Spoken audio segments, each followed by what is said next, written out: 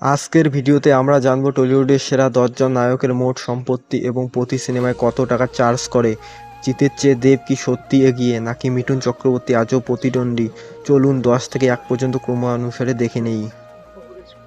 Number 10-এ রয়েছে অনির্বাণ ভট্টাচার্য, মোট সম্পত্তি 8 কোটি প্লাস, প্রতিটি সিনেমার জন্য 40 থেকে 50 লক্ষ টাকা নেয়। নাম্বার 9-এ রয়েছে যশ দাশগুপ্ত, মোট সম্পত্তি 9 কোটি প্লাস, প্রতিটি সিনেমার জন্য পারিশ্রমিক নেয় 35 থেকে 50 লক্ষ টাকা। নাম্বার 8-এ রয়েছে অঙ্কুশ হাজরা, মোট সম্পত্তি 12 কোটি প্লাস, প্রতিটি সিনেমার জন্য 50 থেকে 70 লক্ষ টাকা নেয়।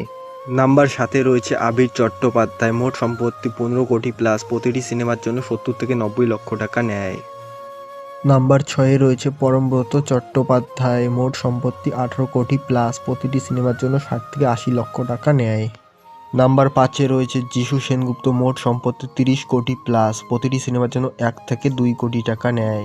নাম্বার 4-এ রয়েছে জিৎ, মোট সম্পত্তি 45 থেকে 50 কোটি টাকা, প্রতিটি সিনেমার জন্য 2 থেকে 3 কোটি টাকা নেয়।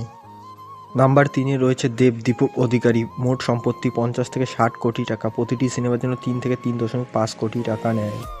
নাম্বার 2-এ রয়েছে প্রসেনজিৎ চট্টোপাধ্যায়, মোট সম্পত্তি 250 কোটি প্লাস, প্রতিটি সিনেমার জন্য 1 থেকে 1.5 কোটি টাকা নেয়। এবং 1 নম্বরে রয়েছে মিঠুন চক্রবর্তী, মোট সম্পত্তি 400 কোটি প্লাস, প্রতিটি সিনেমার জন্য 1.5 থেকে 2 কোটি টাকা নেয়। বন্ধুরা, এই তথ্যগুলো পুরোপুরি ঠিক নাও হতে পারে। ইন্টারনেট এবং বিভিন্ন সোশ্যাল মিডিয়া থেকে এই তথ্যগুলো সংগ্রহ করা হয়েছে। ভিডিওটি ভালো লাগলে লাইক করুন, আপনার পছন্দের নায়ককে কমেন্টে জানান। আরও এরকম ভিডিও পেতে চ্যানেলটি সাবস্ক্রাইব করে রাখুন।